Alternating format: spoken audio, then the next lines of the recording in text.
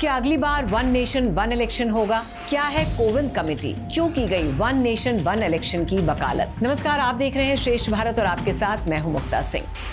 One nation one election, जिसको Modi cabinet की मंजूरी मिल गई है और कहा जा रहा है कि इसी शीतकालीन सत्र में बिल पेश किया जाएगा।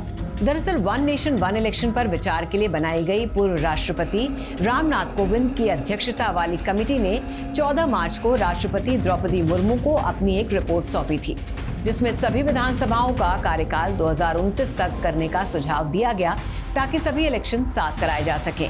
इस रिपोर्ट के बारे में हम आपको विस्तार से बताएंगे, लेकिन उससे पहले आपको बता दें कि प्रधानमंत्री मोदी ने 2014 में वन नेशन वन इलेक्शन का वादा किया था। 15 अगस्त को स्वतंत्रता दिवस पर लाल किले से दी गई स्पीच में भी प्रधानमंत्री ने वन नेशन वन इलेक्शन की बात की थी। उन्होंने कहा था कि बार बार चुनाव देश की प्रगति में बाधा पैदा कर रहे हैं और अब मोदी के तीसरे कार्यकाल के दौरान इसे मंजूरी दे दी गई। तो चलिए अब आपको बताते हैं कि कोविंद कमेटी क्या है और इसमें क्या क्या बातें कही गई हैं। कोविंद कमेटी का गठन 2 सितंबर 2023 को किया गया था। कमेटी ने अपनी रिपोर्ट और अपने सुझाव राष्ट्रपति को दिए। जो रिपोर्ट दी गई वो रिपोर्ट 18,626 पन्नों की है। कमेटी ने सभी विधानसभाओं का कार्यकाल 2029 तक करने का सुझाव दिया। पहले फेज में लोकसभा विधानसभा चुनाव एक साथ कराए जा सकते हैं। उसके बाद 100 दिन के अंदर लोकल बॉडी के इलेक्शन कराए जा सकते हैं। चुनाव आयोग लोकसभा विधानसभा स्थानीय निकाय चुनाव के लिए राज्य चुनाव अधिकारियों से परामर्श करके सिंगल वोटर लिस्ट तैयार करेगा। कोविंद कमेटी ने एक साथ चुनाव कराने के लिए उपकरणों, जनशक्ति सुरक्षा बलों की एडवांस प्लानिंग की भी सिफारिश की है। दरअसल कमेटी सितंबर 2023 में बनी थी। पूर्व राष्ट्रपति कोविंद की अगुवाई में 8 मेंबर्स की कमेटी पिछले साल 2 सितंबर को बनाई गई थी। 23 सितंबर 2023 को वन नेशन वन इलेक्शन पर पहली बैठक की गई थी। तो अब आपको बताते हैं कैसी है वन नेशन वन इलेक्शन की संभावना। दरअसल एक देश एक चुनाव लागू करने के लिए कई राज्य विधानसभाओं का कार्यकाल घटेगा। जिन राज्यों में विधानसभा चुनाव 2023 के आखिर में हुए, उनका कार्यकाल बढ़ाया जा सकता है। रिपोर्ट में यह भी कहा गया है कि विधि आयोग के प्रस्ताव पर सभी दल सहमत हुए तो ये 2029 से ही लागू होगा। साथ ही इसके लिए दिसंबर 2026 तक 25 राज्यों में विधानसभा चुनाव कराने होंगे।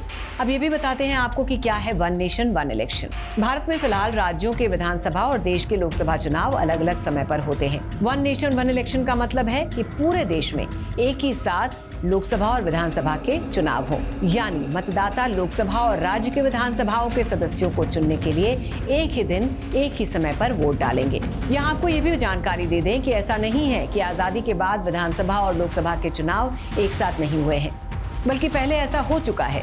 आजादी के बाद 1952, 1957, 1962 और 1967 में लोकसभा और विधानसभा के चुनाव एक साथ हुए थे, लेकिन 1968 और 1969 में कई विधानसभाएं समय से पहले ही भंग कर दी गई। उसके बाद 1970 में लोकसभा भी भंग कर दी गई। इस वजह से एक देश एक चुनाव की परंपरा टूट गई। फिलहाल अब मोदी सरकार ने वन नेशन वन इलेक्शन को कैबिनेट से मंजूरी दे दी है और इस शीतकालीन सत्र में इसे पेश भी किया जाएगा।